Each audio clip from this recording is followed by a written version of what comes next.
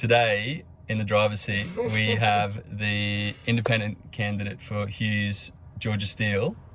How you doing, Georgia? Very well. How are you, Daniel? Very well, thanks. That's good. Thanks very much for coming for a drive today. Thanks for having me. This is exciting. Yeah. And your campaign's pretty exciting as well, because you're running up against the former Liberal Craig Kelly. I am.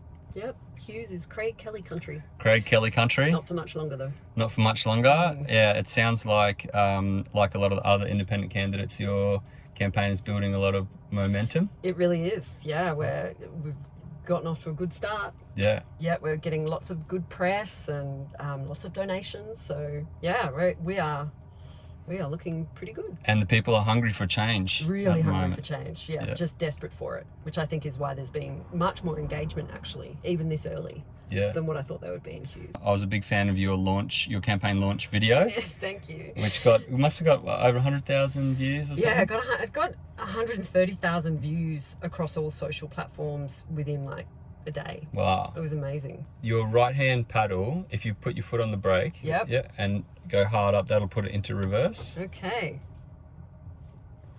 All right, my first drive in a Yep. Tesla. And then hard down, we'll put it into drive. Ooh, feel the power of the Tesla. Yeah. Oh, wow. Wow. Feels a bit like you're just gliding. Yeah.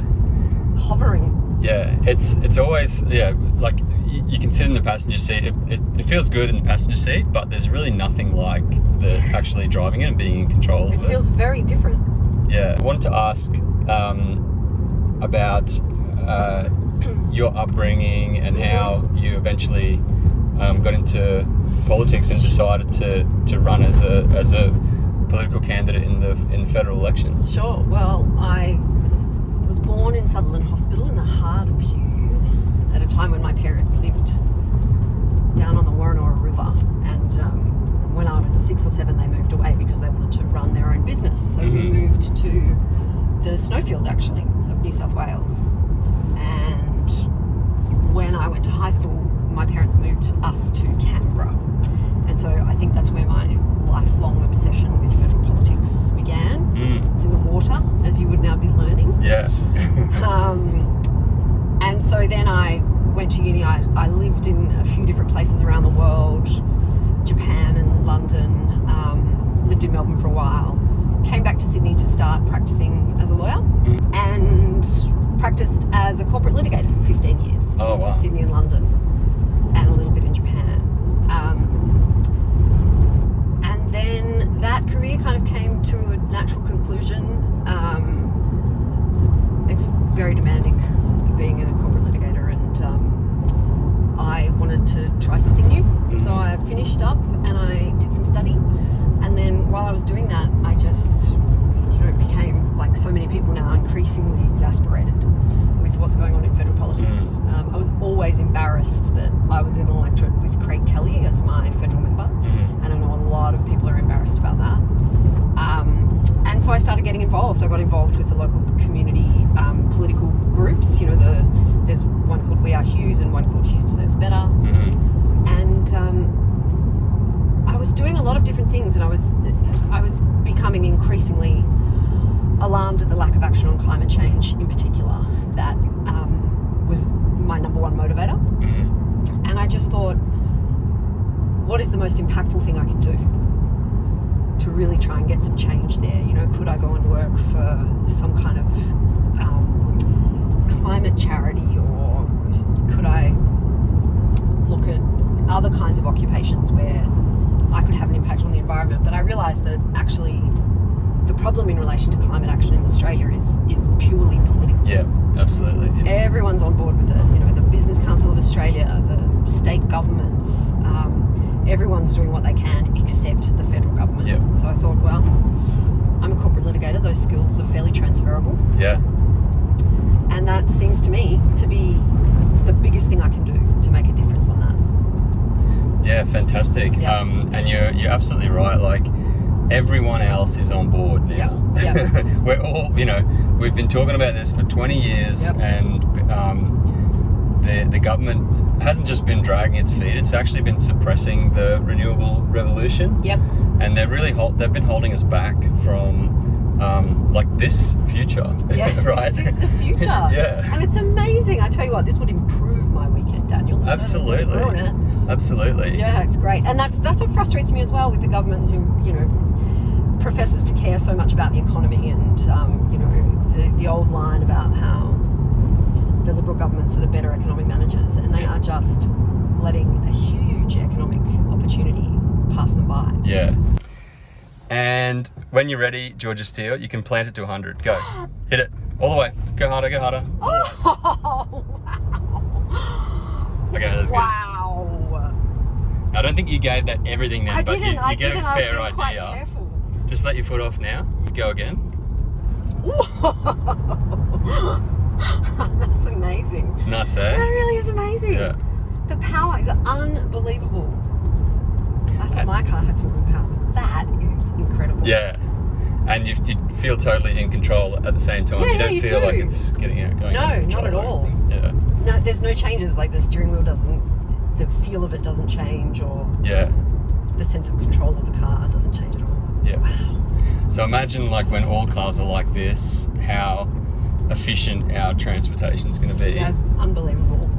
Are you sure that you don't work for Tesla, because you do such a good sales job? I'm thinking about going to a Tesla factory after this. I'm a volunteer salesman for Tesla. Yeah, I think that Tesla's just built such a good following, good culture around it, because they're on a mission to change the world. Yep. Really. Yep. And I'm free willingly joining that mission. Yeah, but it's not even. I mean, it's so much more than just virtue signaling with a car. Like this is a really cool car. Yeah. And I really want one. When you've got a product like this, it's no wonder how well they're going. And we should be excited about the future. Like the transition to clean technology has been framed as a burden. Yes. It's been framed as though we've got to give up all this stuff, but actually the transition is super exciting, and everyone's quality of life is going to improve dramatically. Yep, absolutely. Yeah. I love the simplicity of the interiors as well. Yeah. It's just nothing anywhere. It's all Super blank. minimalist. And you can give it some right here. Wow. Yeah, this is really fun. Yeah.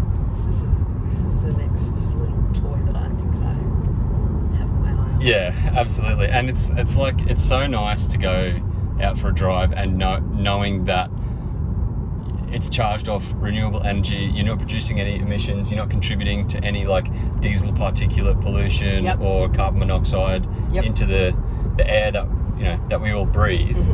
I mean, like cities like Sydney and Melbourne, they're just chockers full of millions of cars. Millions of cars. And the governments have done nothing to get cars off the road either. They don't spend enough money on public transport.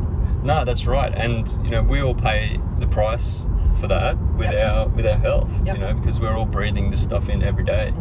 And this is another big thing with EVs is when we do get to 100% electric vehicles in our cities, is going to be like the first time that we've had pure clean air in our cities for like over 100 years, right? So there's no one alive on the planet today who hasn't been breathing this stuff in every single day. And it's affected our health and how we think.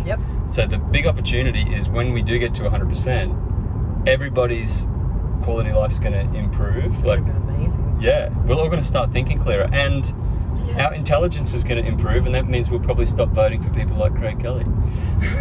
Well, I'm hoping that comes a little bit sooner than the electric revolution, as in May 2020. As in May, So tell us a little bit about Craig Kelly and the stuff that he's been doing over the last few years, and why the people of Hughes are so ready to turf him. Yeah, look, I think that in the early years of his coming up to 12 years in Parliament, he was pretty well unknown locally. He obviously kept getting pre-selected by the Liberal Party. That is the wrong indicator, so you're good.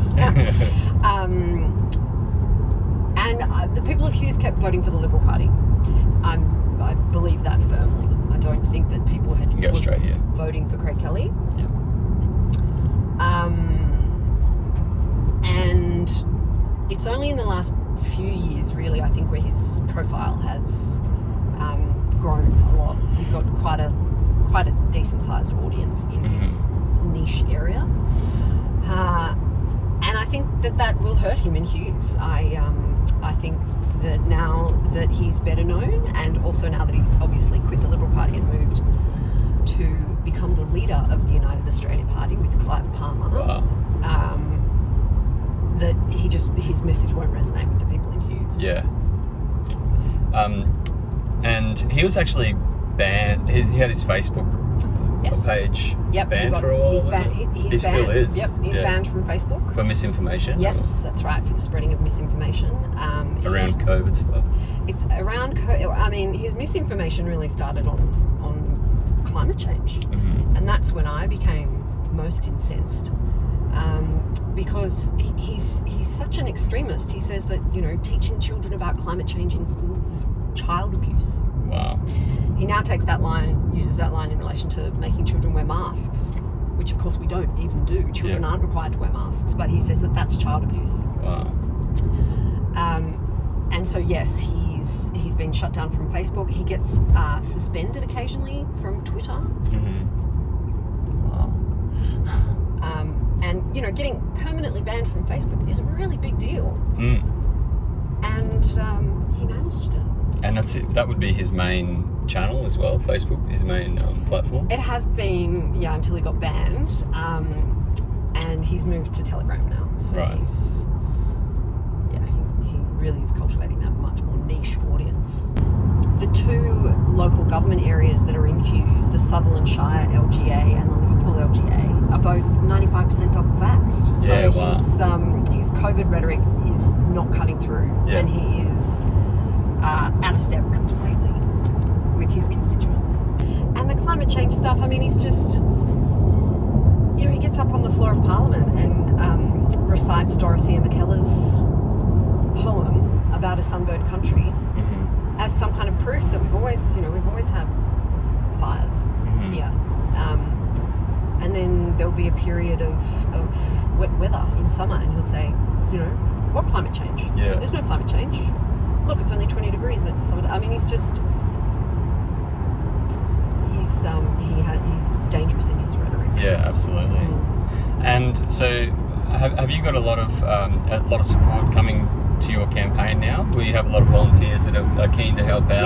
Yes, we're really growing a big volunteer base. Actually, where I just met you previously, Daniel, before you arrived, I've obviously got my Georgia Steele t-shirt on, and I heard from across the road, Georgia Steele. Really? And I turned around, and there was this group of young men, probably in their mid-20s. Georgia Steele, we live in Como. We live, in the same suburb as you. Oh, we love what you're doing, and thank you so much for standing. And so it's it's amazing. Fantastic. People recognising me a little bit. Yeah. So that's great, and we've also managed to do some really great fundraising. There's a man called Brendan Humphreys who works at Canva, and he came to see me at my first Meet the Candidate event and liked what he saw and wanted to get on board my campaign, and has taken it upon himself to help me with fundraising from contacts that he has, both inside and outside Hughes, in the tech industry. Yeah, wow. And I think that there's a really interesting connection there because, Craig Kelly obviously spends his time spreading misinformation online. All of these people who've been investing in my campaign with the help of Brendan are, very interested in getting rid of Craig Kelly. So the message is getting all around the country. Yeah. And so we're up to nearly $200,000 now in donations to my campaign. Before the election's even been called. Yes. Before we're even in the year where the election's going to be held. So it's game on. It is game on in Hughes. It Excellent. really is. We are off and running. Excellent. And you mentioned before, and your campaign was as an independent, was one of the first ones to come out. We've seen a few other independent campaign launches over the last couple of months as well. Yes. Now I mentioned before, like I think there should be this new metric for measuring the success of the independence movement, and that is the number of T-shirt sales per electorate. Yeah. I've heard of a couple, getting 300, 400, even 600 T-shirts sold it's amazing. in one electorate. It's incredible. I actually heard Kathy McGowan talk about that as well, and she was saying that why not, for Christmas presents this year, buy some merch from independent candidates. Absolutely. Which is a good idea as well. Maybe I need to start a collection.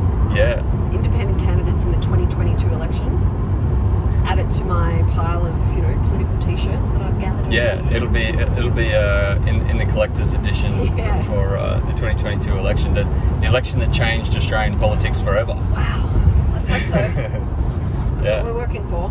Now, are you keen to try a bit of autonomous driving? We're on a pretty good road for it. Oh. There you go. Now let go. Whoa. So now you're in autonomous. It's picked up these. So here's your max speed. You can scroll that up or down with this one here. Yeah. And it's picked up the truck ahead of us. You can see here. Yeah. So it's slowing down. Yeah, it's slowing down for the truck. So I should. That's fine. Oh. You're good. And actually, does that feel alright? Yeah, it feels fine. It's just, it's disconcerting, obviously. Yeah. Look at the smoke blowing out of this. Disgusting, isn't it? Truck. It is so horrible. Disgusting. Okay, so it's not going to change lanes for me. It's not going to overtake the truck. Not in Australia, but in the US, in auto, you could just hit the indicator. Oh, sorry, you wouldn't even need to do that. It would actually indicate and overtake for you automatically in the US. It's just a legislation difference here. I don't know what to do with my hands. that line from Anchorman. But this is really where the technology, it's where the technology is at now. And it's getting better and better and better every month, right? The rate of improvement of autonomous driving technology is phenomenal. Yep. And they're already testing the full self-driving beta package in cities around the world. Yep. They're doing point-to-point full self-driving through cities like LA or New York. Wow. Imagine the complexity. Intersections, turning left and right, avoiding cars and pedestrians, all through AI autonomy. Incredible. So this is this is where we're going, and in a few years we are going to have driverless robo taxis. Yes. Right. It's brilliant. My kids are 8 and 9 years old, and I've been saying for a couple of years that I hope that they never have to learn to drive. Yeah.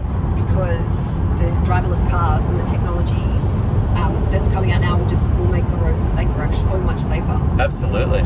Yeah. I mean, with this technology, you're already 10 times less likely to get into an accident. Is that right? Yeah. Even if you're driving manually, if a car was to pull into us, for you and I, that's a split second, right? Yep. For the computer, that's happening in slow-mo. Yeah. Right? So it's got time to check, there's nothing on my left, I'm going to swerve left. And it's got the grunt to be able to do that quickly. Yep. So thinking the car is everything's happening in slow-mo for the computer in the car, which makes it so much more safe. So really our road tolls in future are going to go towards zero. Yeah, that's brilliant, isn't it? Yeah. That is brilliant. I was just telling you before about as well the facility that is in the stages of being built around this area, which is the Southern Highlands. Our company's had hundreds of millions of dollars to invest in a 94-hectare facility somewhere around here. It's going to take them 5 years to build, and the facility is for the purpose of assembling electric trucks and buses. Oh wow! So that's a really good example as well of what is already happening on the ground in terms of bringing industry back to Australia. Yeah. I mean, whoever would have thought that we might have a car manufacturing industry again? Yeah, and I think you mentioned that there was car manufacturing in Hughes at some point. There was yeah. We had some car manufacturing in Hughes. And I use it as an example of something that we could have again. Yeah. An industry that we could bring back to the country. And it's not pie in the sky stuff, it's happening. It's happening in this part of Australia, which is just a tiny bit south of Hughes. Yeah, absolutely. it's super exciting, and again, over the last 20 years, we've seen these new industries suppressed, Yep. and the reason they've been suppressed is because they're a threat to the fossil fuel industry, like renewable energy, wind power, solar power, and batteries. They're a threat to the coal and gas industry, right? Yep. They're a direct competitor. And we know that the federal government is highly influenced by the coal industry and the gas industry. Absolutely. So they've been actively suppressing that. Now, for the oil industry, electric vehicles are the only threat to the oil industry, and which is why we haven't seen any investment from the federal government into electric vehicles. Yep. Despite all the health benefits and everything that we talked about before. Yep. If only the federal government were influenced by doing the right thing, Yeah, instead of being held captive to one industry, which is going to be a dying industry anyway. exactly. It blows my mind how much power they have. Like Santos, one of Australia's largest oil companies, actually had its branding on the Glasgow Climate Conference. So pavilion. embarrassing. I was so embarrassed when I saw that. The only country who had any kind of sponsorship, let alone a fossil fuel company. Yeah. That was just too much. It's just, it's outrageous. As Nikki Hutley says, the economist, she says that the government is preferring the jobs of 25,000 Australians over the future of 25 million Australians. Exactly. And I've always thought that was quite a neat Yeah. statistic. It's such a good point. And 25,000 jobs. I mean, And it's not even doing it in the interest of the jobs. It's actually doing it in the interest of the people who own those companies. yes. Not the actual workers. No, I mean, look how the federal government has gutted the tertiary education sector, for example. Yeah, Not so worried about jobs in that industry, are they? exactly. Yeah. They're obviously not worried about jobs in tourism, which we're going to lose when the Great Barrier Reef dies. Yeah. And even the fact that, like the Australian Institute did some research and found that something like $10 billion goes to the coal industry each year in subsidies, right? Wow. $10 billion. $10 billion. And there's around 40,000 coal workers in the country. You could pay every one of those coal workers $100,000 for $4 billion, right? But the industry is getting $10 billion. That is incredible. So where's the money going? That kind of madness is one of the reasons that the independence movement is having kind of such a moment in the sun at the right now, Yep. and how it can have such a big influence on the next election. Absolutely. Because unfortunately we see even the Labor Party voting in favour of continuing subsidies for coal mines and Yeah. continuing to approve coal mines. So something has got to give. Yeah. Yeah, like people are just so sick and tired of the inaction on climate, but also the blatant corruption that we've seen especially over the last 12 months. It's almost like every week there's a new corruption scandal, an allegation of corruption against the government. Yes. And then there's it's yesterday's news. and then it's yesterday's news, and the press kind of moves on. Yep. But people want a federal ICAC as well. They do. And I think they're going to demand it at the next election. Certainly in Hughes, the hundreds of conversations that I've been having with people, corruption is the number one issue that's raised with me. Is it really? Yeah. Wow. So people want action on climate change. I think that that's a bit of a given now, but I think that they're becoming increasingly alarmed at what's going on in federal politics. Yeah. And the thing that frustrates me about all the corruption in federal politics is that it's actually, a bit like climate change, I suppose, but it's a really easy fix. Yeah. Really easy. We bring in a federal ICAC, we make some changes to electoral laws, Yep. we make some changes to some other laws, which is, the job of Parliament, and it can be fixed. Yeah. The federal Parliament is the only parliament in Australia that doesn't have a corruption body. Every state and territory has one. Yep. So if it's good enough for them, It could be done in a week. it could be done in a week. That's right. It really could. Yeah. The legislation is drafted. It's sitting there ready to go. Helen Haynes has done incredible work Yeah. in this area. with the corruption thing, it sounds like it's really cutting across party lines, and everyone wants to see less corruption in our politics. Do you think that people in Hughes are becoming more engaged in politics because they are reading more about this kind of corruption? Look, that may well be one of the reasons. It is as I said, the number one issue that's raised with me, and it's so blatant, isn't it? It's in our faces all the time, and I do think people are really. Australians like the fair go, right? Yeah. And I feel that people are noticing now that our federal parliamentarians aren't held to the same kinds of standards we are. Exactly. In all of our workplaces, we have rules and processes that have to be followed to the letter, good governance systems. And it just seems that in Parliament House, which should be setting the example, there is nothing. We've seen what's happened this year in Parliament House, and in relation to the Brittany Higgins allegations and the Jenkins report, there's such an incredible amount of work to do. It seems like a completely unregulated workplace, which is ridiculous. Yeah. And that's the other thing, isn't it, with this independence movement? I think all the candidates are women. Yes. As well. So yes. there's a huge women's movement that's going on in Australia at the moment. Yes, there's a lot of things running in parallel, which I think are leading us to a certain point. Yeah.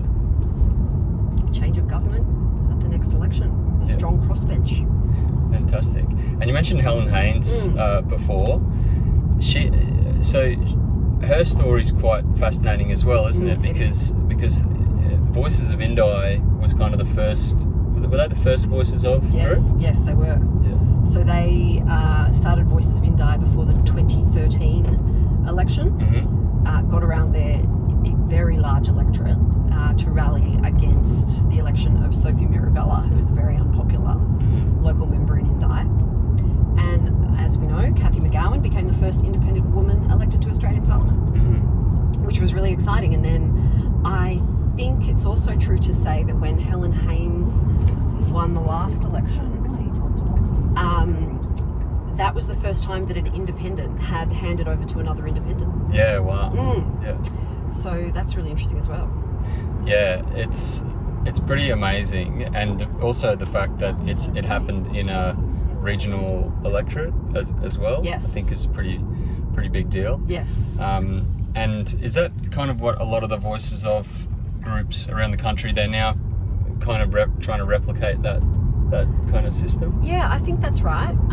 It's really a very simple system at heart. It's a community-led process where people actually sit down with their communities and ask them what they want. It's as simple as that. Sounds like the way democracy is supposed to be. Absolutely, and gets them involved. It's about participatory democracy, so people getting involved more in what's happening, especially in federal politics, which can feel a bit distant from the everyday lives of Australians. But at its heart, the community gets together. They say, we want something different, we want something better, and they go about making that happen. Yeah, and it must be a lot of fun as well to engage in the community, because I guess people who are involved in these groups, it gives you a massive sense of purpose, I guess, that you're fighting for something that's much bigger than yourself. Yes, it brings like-minded people together, which is one of the really great aspects of it. There is a level of disengagement in Australia with federal politics, but I'm starting to realise that maybe not as much as I thought, actually, because people who want change and people who are willing to work for it are really stepping forward to get this work done and to help me in my campaign. So that's been terrific. People coming together. Yeah, people coming together. And as you said, having fun, because they are meeting new like-minded people. Yeah. And as we get close to the election, the numbers will only grow, and the work that they're doing out in the community will only grow. Yeah. And I know that the people who worked on Zali Steggall's campaign in 2019 always talk about how much fun it was. Yeah. Yeah, absolutely. And I mean, from my experience, I followed climate for around 20 years, but I was never engaged in politics or any kind of community groups until like 2.5 years ago was the first time I joined, a couple of climate groups, Yeah. and I really wish that I did it years ago, because I kind of found my people. Yeah. And all this network kind of just opened up for me, and you start to realize that you have a lot more power than you thought you had. Yep. When you get together with other people, you can do pretty amazing things. Yeah, it sounds corny to say it, but people power really is a pretty amazing thing, right? Yeah, absolutely. So for anyone listening who is in the electorate of Hughes, Yes. how would they learn more about your campaign and potentially get involved in your campaign? They can go to georgiasteele.com.au. My website's got all my platforms. It's got details about how to get involved. You can sign up for the newsletter. You can donate. And once you're in there, you'll also see links to all my socials. So I'm on Facebook, Twitter and Instagram. And get involved. It really is fun. It's worthwhile. And you have a few events. Yeah, the on events weekends and stuff. the events are finished for 2021. We're coming into Christmas, obviously now, but we've already got a couple of events starting towards the end of January. Nice. Let people have a bit of a break Yeah. before what's going to be a pretty full-on 5 months. Action I think. packed. Yes. Yeah. I'm so looking forward to this election. Oh, me too. But I was really looking forward to the last one as well. Yeah. It was fairly disappointing. Another Does the 3 vibe years feel wasted. different this time around, do you reckon? Yes. Yeah. Yes, I think so, and I think it's because of the promise that independents are bringing. Yeah. I think people are liking what they see in independents all over the country. So we have to get people, all of us, have a responsibility to make sure people understand why it's a good thing to vote for an independent, because so many people will never have voted for an independent and will have always voted along party lines. Even swing voters sometimes might vote, between Labor and Liberal parties. But the benefits that independents can bring to their actual communities are vast. Yeah. So much more than, in Hughes, for example, Craig Kelly sitting on the backbench for 12 years. He's never done anything for his community, but an independent can. Yeah. Represent their communities and no one else. Yeah. Because they need to get re-elected at the next election, and the only people who they have to impress in that regard are their constituents. Yeah. They don't have to worry about donors, they don't have to worry about party bosses, they don't have to worry about particular lobby or industry groups. It's just the 100,000 voters in their electorate. Yeah. The break thing, Oh, takes yeah. quite a bit to get used to, doesn't it? Because it feels like it breaks quite aggressively. Yeah, you can when you're change that setting. Yeah, okay. But yeah, that's recapturing the most energy in that on that setting. But Okay. yeah. Georgia Okay. Steele, thank you so much for coming for a drive in this electric vehicle today, and good Thank luck you for having with me. the upcoming election. Thank you very much.